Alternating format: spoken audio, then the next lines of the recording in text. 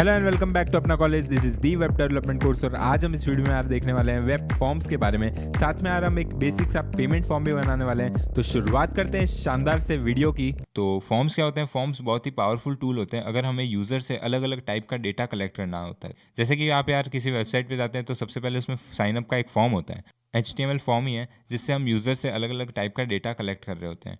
Similarly अगर आप ये यूट्यूब का कमेंट सेक्शन देखो तो ये भी एक फॉर्म ही है जिसमें यूज़र इनपुट डाल रहा होता है और सबमिट बटन दबा के एक सर्वर तक इन्फॉर्मेशन भेज रहा होता है। तो देख लेते हैं यार कैसे इसे यूज़ कर सकते हैं। तो फॉर्म यूज़ करने के लिए यार हम फॉर्म टैग का यूज़ करते हैं और इसके अंदर दो बहुत ही इंपॉर्टेंट एट्रीब्यूट्स होते हैं। एक फर्स्ट है मेथड और सेकंड है एक्शन। तो एक्शन में यार हम वो URL डालते हैं जहाँ पे हमें इस फॉर्म का डेटा सेंड करना होता है। बेसिकली यार किसी सर्वर में हम इस डेटा को भेज रहे होंगे तो उस सर्वर का जो URL है वो हम इधर एक्शन के अंदर लिखेंगे। ठीक है, फिर आता है यार मेथड। मेथड कुछ नहीं यार, अलग अलग तरीके होते हैं जिससे हम सर्वर तक हमारे ये जो इन्फॉर्मेशन है वो भेज रहे होंगे। तो इसके बारे में यार डीपली बाद में डिस्कस करेंगे सर्वर वाले वीडियो में। अभी के लिए यार देख लो, सिर्फ यहाँ पे दो तरीके होते हैं, गेट और पोस्ट। ठीक है, अब हम देख लेते हैं कुछ बहुत ही इंपॉर्टेंट एलिमेंट्स जो कि हम फॉर्म के अंदर यूज़ करते हैं। तो सबसे पहले यार इनपुट आता है जो कि बहुत ही इंपॉर्टेंट एलिमेंट है और इसमें यार एक टाइप एट्रीब्यूट होता है जिससे अलग अलग टाइप के हम इनपुट ले सकते हैं। और इसी के साथ आता है यार एक नेम एट्रीब्यूट। नेम एट्रीब्यूट में बेसिकली हम उस इनपुट टाइप से रिलेटेड कुछ भी नाम लिखेंगे और ये सारी चीज़ें यार सर्वर के अंदर जाती है तो हमें ध्यान रखना पड़ता है। और जैसे एक एग्जांपल के लिए देख लो कि एक रजिस्ट्रेशन फॉर्म अगर हम बनाते हैं तो उसमें फर्स्ट नेम और लास्ट नेम दो फील्ड हो सकते हैं।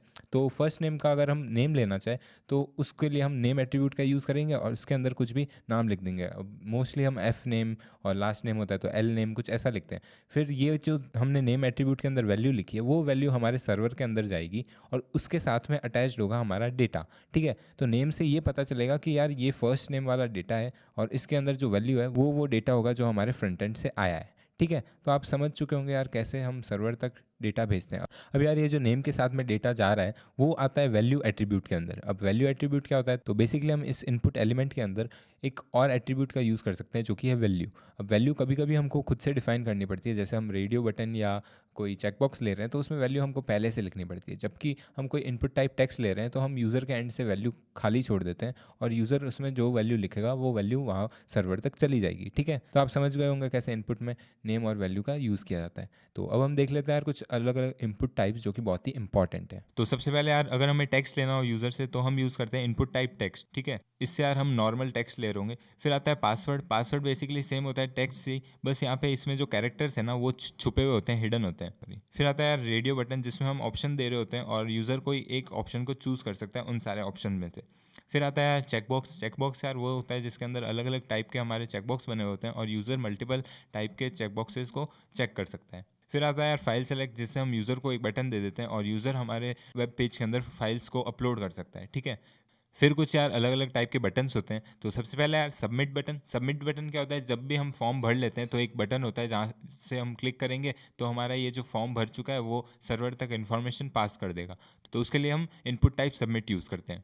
फिर आता है यार इनपुट टाइप रीसेट। और रीसेट कुछ नहीं यार, जब भी हम फॉर्म भर देते हैं तो कभी कभी ऐसा भी हो जाता है कि ये फॉर्म हमने गलत भर दिया है तो पूरा फॉर्म हम एक एक डिटेल हटाने बैठे, उससे बेहतर होता है कि हम एक इनपुट टाइप रीसेट का एक बटन ही दे दें जिससे यूज़र क्लिक करेगा और हमारा पूरा फॉर्म रीसेट हो जाएगा।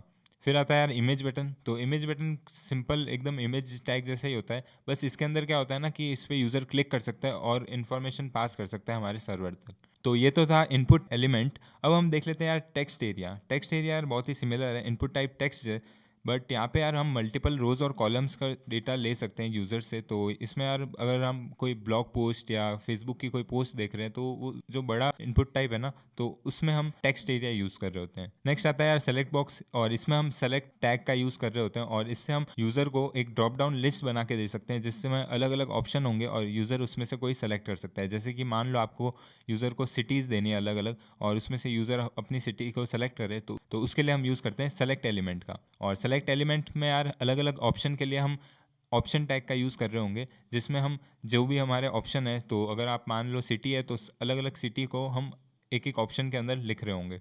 ठीक है, तो फॉर्म्स इम्प्लीमेंट करने के लिए एक यार बहुत ही अच्छा एग्जांपल है, एक पेमेंट फॉर्म बना के देख लेते हैं हम। पेमेंट फॉर्म हमारा कैसा दिख रहा होगा पहले उसे विजुअलाइज कर देते हैं। तो इसके अंदर यार हम दो तरह की डिटेल्स लेंगे, एक तो यूज़र डिटेल्स, दूसरी पेमेंट डिटेल्स। तो यूज़र डिटेल्स में यार बेसिकली हम name, gender, address, email, pin code ये सारी चीज़ें ले रहे होंगे और पेमेंट इन्फॉर्मेशन में हम card type, card number, expiration date, CVV और फिर एक बटन दे देंगे जिससे हमारा वो फॉर्म सबमिट हो जाए, और उस बटन का नाम दे देंगे पे नाउ, ठीक है। तो सबसे पहले यार हम VS कोड खोल देते हैं और इसके अंदर एक नई फाइल बनाते हैं। तो कमांड एन का यूज़ करूँगा मैं, और फिर इस फाइल को सेव कर देते हैं। सेव करके इसका नाम देना पड़ेगा, तो नाम में मैं लिख रहा हूँ payment_form.html, ठीक है।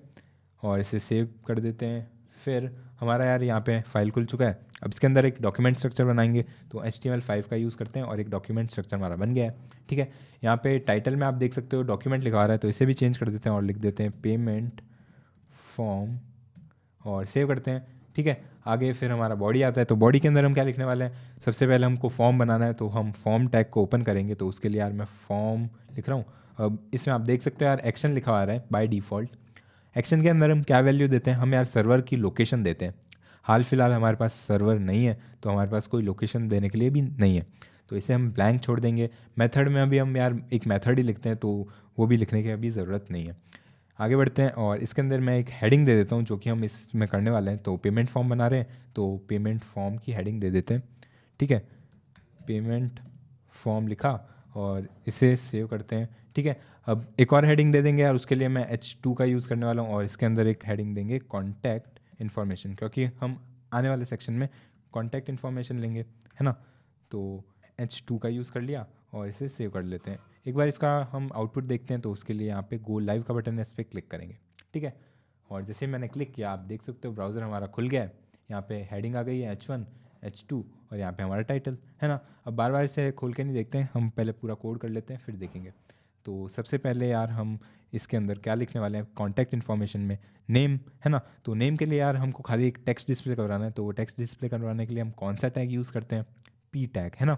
तो P टैग यूज़ करके इसको लिख देंगे नेम। अब यार आप चाहो तो div, span या कोई और टैग भी यूज़ कर सकते हो। मैं यहाँ पे P यूज़ कर रहा हूँ, ऐसे ही, है ना, कोई प्रेफरेंस नहीं है मेरी, ठीक है।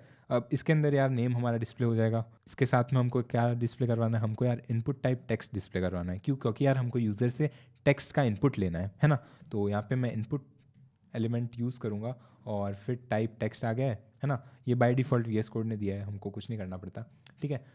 इसे सेव करो और जाओ ब्राउज़र के अंदर, तो यहाँ पे आप देख सकते हो यार नेम, और आगे हमारा एलिमेंट भी आ गया है ना, ठीक है। अब इसके अंदर आप कुछ भी टेक्स्ट लिख सकते हो, और फिर से हमारे VS कोड के अंदर आ जाते हैं, ठीक है।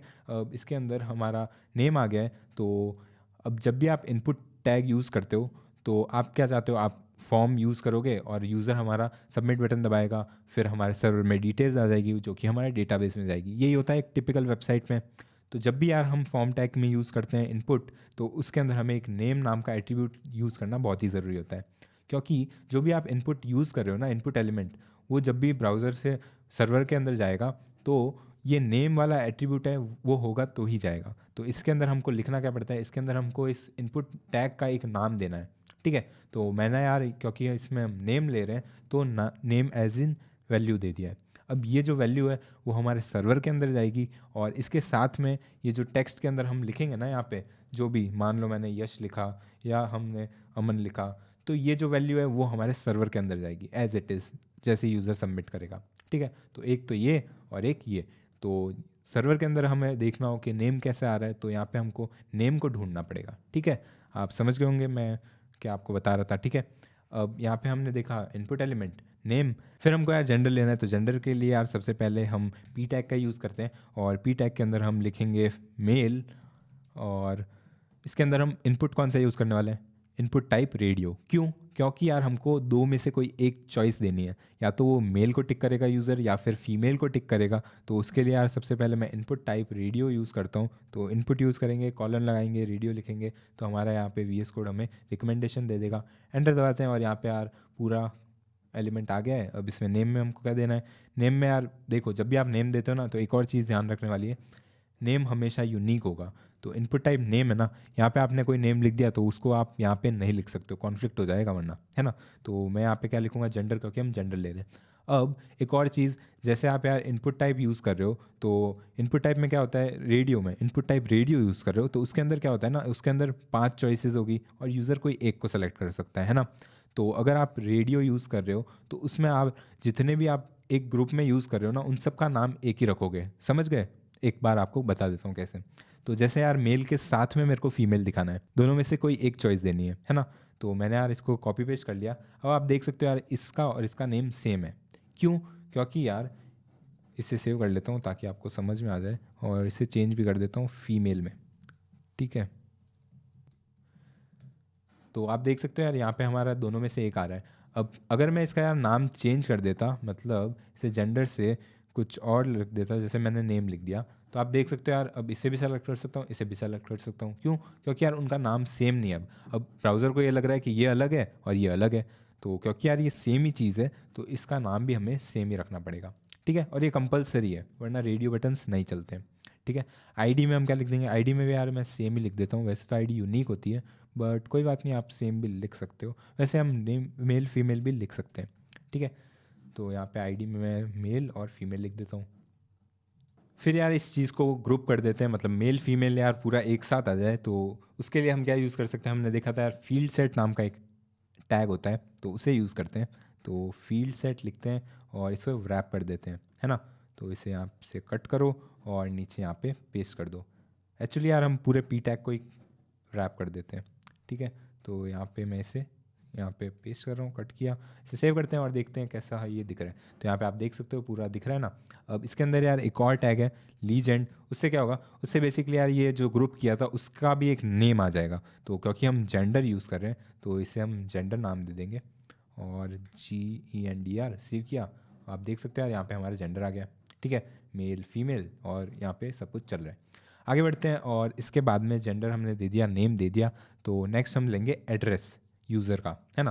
तो उसके लिए यार फिर से मैं पी टैग खोल देता हूँ, और पी टैग के अंदर हम लिखेंगे ADDRESS। और फिर इसके अंदर हम कौन सा टैग यूज़ कर सकते हैं? तो जब भी हम एड्रेस लेते हैं यार, एड्रेस मल्टीपल लाइंस का भी हो सकता है ना। तो उसके लिए यार टेक्स्ट एरिया काफ़ी बढ़िया रहेगा, क्योंकि यार उसमें आप मल्टीपल लाइंस लिख सकते हो, है ना। फिर से टेक्स्ट एरिया का नाम पूछ रहा है तो मैं ADDRESS लिख देता हूँ। आईडी में भी हम सेम चीज़ ADDRESS लिख देते हैं, है ना। सेव करते हैं, और यहाँ पे कॉलम पूछ रहा है तो कॉलम में क्या होता है बेसिकली यार, ये जो चीज़ है ना लंबाई इसकी, तो वो कॉलम होती है। तो यहाँ पे मैं 100 कर देता हूँ, सेव करते हैं।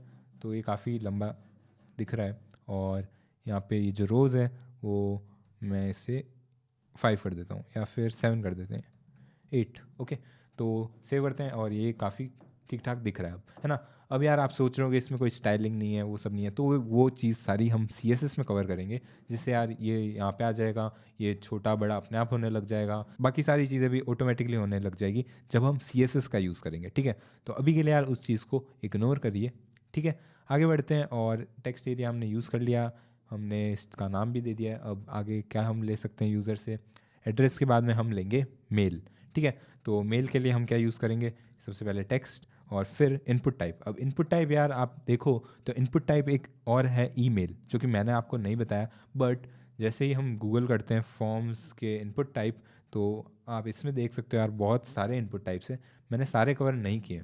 तो जैसे ही मैं इसमें खोलूँगा तो आप देख सकते हो यार HTML फॉर्म्स है, और इसमें इनपुट टाइप्स आप देखो तो यहाँ पे ये इतने सारे इनपुट टाइप्स हैं, जिसमें URL है, ईमेल भी होगा इसके अंदर कहीं, मैंने देखा था, हाँ ये रहा, ठीक है। तो अगर हम इसका यूज़ करें तो इसमें क्या स्पेशल है, तो यहाँ पे हम इसका यूज़ करके एक बार देख लेते हैं। इसे मैं बंद करता हूँ और जाते हैं हमारे ब्राउज़र VS कोड के अंदर, और इसमें हम इनपुट टाइप ईमेल का यूज़ करते हैं, ठीक है। और फिर इसको नेम में क्या लेंगे? नेम में ईमेल, और आईडी में भी मैं ईमेल ले लेता हूँ, ठीक है। अब बेसिकली यार इसमें होता क्या है, इसमें बेसिकली सबसे पहले तो ये चीज़ आ जाती है ऊपर, है ना।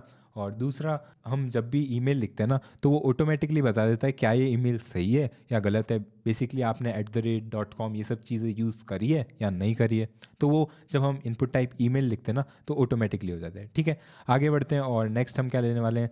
नेक्स्ट हम यूज़र से पिन कोड लेने वाले हैं उसके एरिया का, ठीक है। तो पिन कोड लिखता हूँ, और फिर हम कौन सा इनपुट टाइप यूज़ करने वाले हैं? तो इनपुट टाइप जैसे हम पिन कोड ले रहे हैं तो हम नंबर का यूज़ कर सकते हैं, क्योंकि पिन कोड हमेशा यार नंबर में ही होता है ना। तो मैं इसमें इनपुट कॉलन नंबर लिखूँगा, और फिर इसे सेव करते हैं। यहाँ पे यार नेम में हमें एक नेम देना पड़ेगा, तो पिन कोड, और आईडी में यार पिन कोड लिख देते हैं, सेव करते हैं, और अब हम देखते हैं यहाँ पे पिन कोड भी आ गया है, ठीक है। तो इसको यहाँ पे सेव करते हैं और आगे बढ़ते हैं। फिर इसके बाद में यार क्या इन्फॉर्मेशन लेंगे, तो यहाँ पे यार मेरे को लगता है कॉन्टैक्ट इन्फॉर्मेशन में इतनी चीज़ें काफ़ी रहेगी। आगे बढ़ते हैं और इसके बाद में हम नेक्स्ट सेक्शन में क्या लेने वाले थे, कॉन्टैक्ट ले लिया है तो मेन चीज़ जो हमारी थी पेमेंट से रिलेटेड इन्फॉर्मेशन तो चाहिए ना, जिससे हमारा यूज़र हमारा डेटा लिखेगा, कार्ड की इन्फॉर्मेशन या जो भी हम इन्फॉर्मेशन लेना चाहते हैं। तो यहाँ पे उसके लिए मैं एक हेडिंग दे देता हूँ, ठीक है। अब चाहो तो आप यहाँ पे HR टैग का यूज़ करके एक लाइन ब्रेक भी दे सकते हो, है ना, तो वो आपकी मर्ज़ी है। यहाँ पे मैं खाली हेडिंग दे रहा हूँ H2 का यूज़ करके, और फिर इसके अंदर पेमेंट इन्फॉर्मेशन लिख देते हैं, ठीक है। सेव करते हैं और इसके बाद में यहाँ पे हमको पेमेंट इन्फॉर्मेशन में क्या लेना है, तो सबसे पहली चीज़ हम यार कार्ड टाइप ले लेते हैं, ठीक है। तो यूज़र का कार्ड कौन सा है वो इसमें वो यूज़र डाल देगा, ठीक है। तो यहाँ पे मैं इसके अंदर एक सेलेक्ट टैग का यूज़ करते हैं, क्योंकि यूज़र यार मल्टीपल कार्ड होते हैं कार्ड टाइप्स के अंदर, जैसे RuPay, visa card, master card, तो उसमें से कोई एक सेलेक्ट करेगा, है ना। तो जब भी यार हम मल्टीपल चीज़ों में से कोई एक सेलेक्ट करवाना चाहते हैं तो हम एक लिस्ट दिखा सकते हैं ड्रॉप डाउन, और उसी के लिए यार हम सेलेक्ट नाम का एक टैग यूज़ करते हैं, है ना। तो उसमें भी यार एक नेम आएगा, है ना। तो नेम में मैं क्या लिखने वाला हूँ, क्योंकि हम कार्ड यूज़ कर रहे हैं तो कार्ड अंडरस्कोर टाइप, है ना। और आईडी में मैं क्या लिख सकता हूँ, आईडी में भी सेम चीज़ यार, है ना। तो कार्ड अंडरस्कोर टाइप, और फिर यार सेलेक्ट टैग के अंदर हमको एक और टैग का यूज़ करना पड़ता है जो कि हर अलग अलग ऑप्शन के लिए यूज़ किया जाता है। तो नाम से यहाँ पे सिंपल है, ऑप्शन ही इसका नाम है टैग का, और इसमें भी यार एक चीज़ है वैल्यू जो कि डिफ़ाइन करनी बहुत ही ज़रूरी है। अब इसके अंदर मैं सबसे पहले वाले ऑप्शन का वैल्यू एम्प्टी रख रहा हूँ, क्यों अभी आपको पता चल जाएगा। पहले इसके अंदर की वैल्यू लिख देता हूँ जिससे क्लियर हो जाए कि मैं क्या करना चाहता हूँ, है ना। तो यहाँ पे मैंने सेव किया इसे। अब आप देख सकते हो यार मैंने क्या लिखा है यहाँ पे, सेलेक्ट अ कार्ड टाइप, है ना। अब इससे क्या होगा, इससे जब भी यूज़र हमारे वेब पेज पे पहली बार आया है तो उसे यहाँ पे ड्रॉप डाउन में दिखेगा सेलेक्ट अ कार्ड टाइप। अब अगर मैं इसे वैल्यू में एम्प्टी नहीं छोड़ता और कुछ लिख देता तो क्या होता, तो जैसे ही यूज़र सबमिट करता तो ये वैल्यू हमारे सर्वर में चली जाती बिना उसके कार्ड टाइप को सेलेक्ट किए। तो इसलिए इसे हमको एम्प्टी छोड़ना होगा और हमारा ये जो फर्स्ट है वो ऑप्शन हमेशा यूज़र को दिखेगा, ठीक है। फिर जाते हैं हमारे नेक्स्ट ऑप्शन की तरफ। फिर नेक्स्ट हम यार दूसरे ऑप्शंस लिख देते हैं, तो उसके लिए यार ऑप्शन टैग खोलते हैं और सबसे पहले हम लिखते हैं वीज़ा, है ना। यहाँ पे आप जो भी वैल्यू लिख रहे हो ये सर्वर में जाएगी और यहाँ पे जो लिख रहे हो वो हमारे ब्राउज़र में डिस्प्ले करेगी। तो वीज़ा लिखा सबसे पहला ऑप्शन, फिर नेक्स्ट ऑप्शन में मैं देने वाला हूँ मास्टर कार्ड, और उसके नेक्स्ट में हम रुपए दे सकते हैं, ठीक है। अब ये वैल्यूज़ यार रैंडमली आप कुछ भी लिख सकते हो, मैं नॉर्मली यार रुपए और ये सब यूज़ करता हूँ तो मेरे को ये याद है ना। तो यहाँ पे मैंने लिखा मास्टर कार्ड, वीज़ा, रुपए, और फिर इसको सेव करते हैं और जाते हैं हमारे ब्राउज़र में, देखते हैं कैसा ये दिख रहा है। तो मैंने जैसे कहा था आपको, सबसे पहले जब भी वेब पेज पे हमारा यूज़र आएगा तो उसको यहाँ पे एक ऑप्शन दिख जाएगा जो कि खाली है। सबमिट बटन होता तो ये सबमिट नहीं हो पाता, है ना। जैसे ही यूज़र यहाँ पे क्लिक करेगा तो उसे एक ड्रॉप डाउन लिस्ट दिख रही है जिसके अंदर सबसे पहला ऑप्शन वीज़ा है। अब आप देख सकते हो यार ये सारी चीज़ें हमने यहाँ लिखी थी, वही है ना, एग्जैक्टली, ठीक है। और ये जब भी यूज़र सबमिट करेगा तो ये वाली चीज़ हमारे सर्वर में जा रही होगी, ठीक है, आप समझ गए। फिर नेक्स्ट हम क्या ले सकते हैं यूज़र से, नेक्स्ट यार कार्ड टाइप लिया है तो नंबर भी लेना पड़ेगा, है ना। तो नंबर कार्ड का लेंगे हम, सबसे पहले लिखते हैं कार्ड नंबर, और फिर इसके अंदर हम एक इनपुट टाइप यूज़ करेंगे, कौन सा यूज़ करेंगे, है ना। अब इसमें यार क्योंकि हम पूरा नंबर में ही होता है, कार्ड नंबर है ऑब्वियसली, तो नाम से पता चल रहा है इनपुट टाइप भी नंबर ही लेना होगा, है ना। नाम में मैं इसमें क्या लिखूँगा, नेम कार्ड नंबर ही लिख देते हैं, है ना। और फिर इसके अंदर हम आईडी में क्या लिखेंगे, आईडी में भी यार कार्ड नंबर ही ले देते हैं, है ना। सेव करते हैं और देखते हैं ब्राउज़र में आउटपुट, तो यहाँ पे यार कार्ड नंबर आ गया है ना।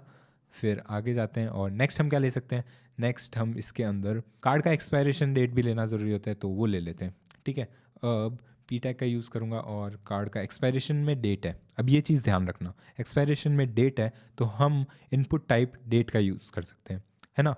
तो सबसे पहले यार टेक्स्ट लिख देते हैं, तो टेक्स्ट में मैं लिख रहा हूँ एक्सपायरेशन, और फिर इसके अंदर इनपुट टाइप यूज़ करेंगे डेट, है ना। अब डेट से क्या होता है, डेट से बेसिकली हमारे पास एक सेलेक्टर आ जाएगा जिसके अंदर हमारे पास सारी डेट्स आ जाएगी और यूज़र को खाली उस पर क्लिक करना है और ईयर मंथ ऑटोमेटिकली सेलेक्ट हो जाएगा। देखते हैं कैसा ये दिखता है, ठीक है। सबसे पहले हम इनपुट टाइप यूज़ करेंगे डेट का, तो यहाँ पे मैं डेट लिख देता हूँ।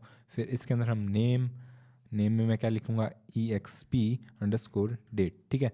फिर जाते हैं आगे और इसके अंदर हम आईडी भी दे सकते हैं, तो आईडी में मैं लिख देता हूँ EXP डेट, ठीक है। और फिर से सेव करते हैं, जाते हैं ब्राउज़र में, तो यहाँ पे आप देख सकते हो नीचे हमारा ये एक्सपायरेशन डेट आ गया है। अब यहाँ पे आप देखो तो पूरा एक सेलेक्टर है, ईयर, मंथ और यहाँ पे टुडे तक का ऑप्शन है, जिससे आज की डेट आ जाएगी, है ना। तो इसको यूज़ कर सकते हैं हम डेट देने के लिए, ठीक है। अब जब भी सर्वर में जाएगा तो सबसे पहले हमारा नेम एज एन नेम जाएगा, और वैल्यू जो भी आप यहाँ पे सेलेक्ट करोगे, जैसे ये वैल्यू है, ठीक है। आगे बढ़ते हैं और नेक्स्ट हम क्या लेने वाले हैं। नेक्स्ट हम यार एक कार्ड के अंदर सबसे ज़रूरी डिटेल होती है CVV, उसको लेंगे, ठीक है। तो पी टैग का यूज़ करता हूँ और लिखता हूँ CVV, और इसके अंदर हम इनपुट कौन सा यूज़ करने वाले हैं, इनपुट टाइप यार CVV, क्योंकि हिडन चीज़ होती है, एक पासवर्ड की तरह होती है, तो उसके लिए हम इनपुट टाइप पासवर्ड का यूज़ कर लेते हैं, है ना। अब पासवर्ड क्यों यूज़ कर रहे हैं, क्योंकि हमें हिडन कैरेक्टर्स दिखाने हैं, हम यार किसी को दिखा नहीं सकते हैं जो भी CVV लिख रहा है ना वो चीज़, ठीक है। तो यहाँ पे मैंने हिडन के लिए इनपुट टाइप पासवर्ड यूज़ किया है, और नेम में मैं लिखने वाला हूँ CVV, और आईडी में भी हम लिख देते हैं CVV। सेव करते हैं और यहाँ पे आप देख सकते हो यार, यहाँ पे इनपुट टाइप आ गया है, और इसमें जो भी यूज़र लिखेगा वो एज इन हिडन आएगा, ठीक है। और फिर ये हमारा यहाँ पे पेमेंट फॉर्म एंड हो चुका है, तो हम लास्ट चीज़ क्या यूज़ करेंगे, एक बटन देंगे जिससे यूज़र सबमिट कर सके इन सारी चीज़ों को। तो बटन के लिए यार हम क्या यूज़ करेंगे, हम यूज़ करेंगे input type submit. Input type submit से हमारा फॉर्म सबमिट हो जाता है, और इसमें वैल्यू क्या देनी होती है, इसमें बेसिकली यार ये एंड वाला टैग नहीं है, तो उसके लिए जो भी आप वैल्यू में लिखोगे वही हमारे सर्वर के अंदर जाएगा। तो वैल्यू में मैं लिख दे रहा हूँ सबमिट, क्योंकि हमें सबमिट दिखाना है ना। तो एक्चुअली सबमिट नहीं दिखाना है हमको यार, पे नाउ दिखाना है, ताकि यूज़र को समझ में आए अच्छा ये बटन दबाएंगे तो पेमेंट हो जाएगा, ठीक है। सेव करते हैं और यहाँ पे आप देख सकते हो पे नाउ का बटन भी आ गया है, और ये हमारा पूरा फॉर्म तैयार है ना। अब इसमें यार कुछ चीज़ें और है जो मैं आपको बता देता हूँ, है ना। सबसे पहली चीज़ यार, अब जैसे ही आप इस पर क्लिक कर रहे हो ना, तो यहाँ पे आप देख सकते हो फॉर्म का जो डेटा है यहाँ पे आ रहा है। आप सोच रहे होगे यार, मतलब ऐसे ही कोई खाली फॉर्म थोड़ी सबमिट कर सकता है, नेम लिखना भी तो ज़रूरी है। तो उसके लिए हमें यहाँ पे रिक्वायर्ड नाम का एट्रीब्यूट यूज़ करना पड़ेगा, ठीक है। तो रिक्वायर्ड नाम का एट्रीब्यूट जैसे यूज़ किया मैंने, अब अगर मैं इसे पे करूँगा तो यहाँ पे एक प्रॉम्प्ट आ जाएगा, भाई इसे फिल कर दे, इसके बिना तू आगे नहीं बढ़ सकता है ना। तो अब यूज़र को समझ में आ रहा है कि अच्छा ये लिखना ज़रूरी है ना। तो उसके लिए मैंने यूज़ किया था रिक्वायर्ड। अब यहाँ पे यार एक और चीज़ कर लेते हैं, अब जब यूज़र भर रहा है ना तो उसे उसी टाइम समझ में आ जाना चाहिए कि ये चीज़ ज़रूरी है। तो उसके लिए यार मैं यहाँ पे एक स्टार लगा देता हूँ, अब यहाँ पे स्पेस दे देते हैं। अब इससे क्या होगा ना, यहाँ पे एक स्टार आ जाएगा। अब स्टार में क्या होता है हमारा, जब भी हम स्टार लगाते हैं किसी चीज़ के आगे, एक टर्म्स एंड कंडीशन टाइप चीज़ होती है ना।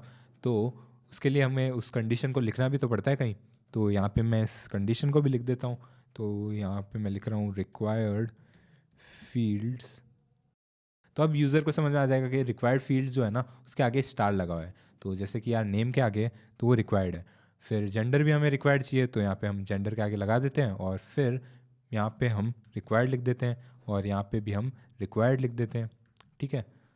नेक्स्ट हमारा आता है एड्रेस। तो एड्रेस यार मुझे नहीं लगता रिक्वायर्ड होना चाहिए, तो उसे ऐसे ही रहने देते हैं। ईमेल यार रिक्वायर्ड रखते हैं, तो उसके लिए हम यहाँ पे रिक्वायर्ड लिख देंगे।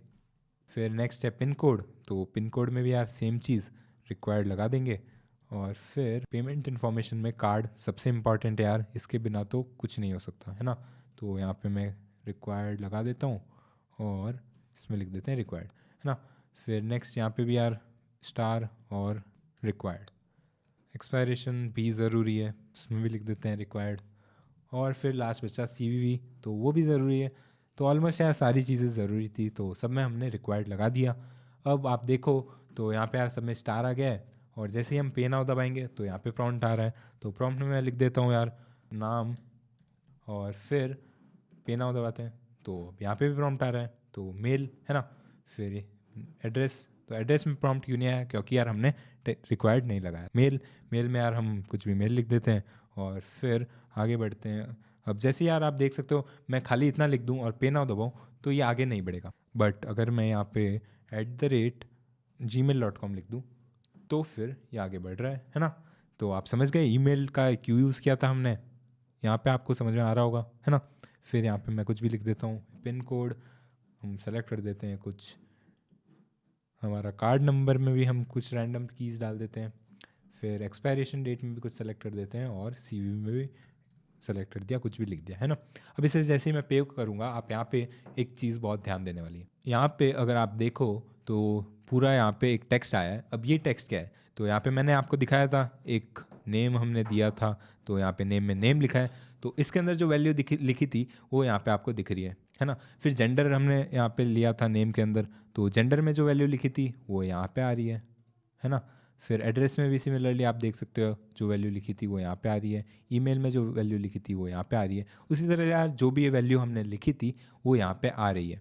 अब ये क्यों आ रही है, फॉर्म का मेथड जो है हमारा वो गेट है। अब फॉर्म का मेथड जब भी गेट होता है तो जो भी डेटा होता है हमारा वो URL के अंदर एनकोडेड होता है ना। इसीलिए यार हम गेट का यूज़ करते हैं जब भी हमें नॉर्मल सा डेटा सर्वर में डालना होता है जो कि ज़्यादा सिक्योर ना हो, है ना। अब सिक्योर के लिए हम पोस्ट का यूज़ कर सकते हैं। अब ये सारी चीज़ें हम सर्वर वाली वीडियो में पूरी तरह से डिस्कस करेंगे। अभी के लिए यार हमारा फॉर्म तैयार है, आप देख सकते हो आपका डेटा भी यहाँ से जा रहा है फॉर्म में, और आपकी बाकी सारी चीज़ें भी अच्छे से चल रही है ना।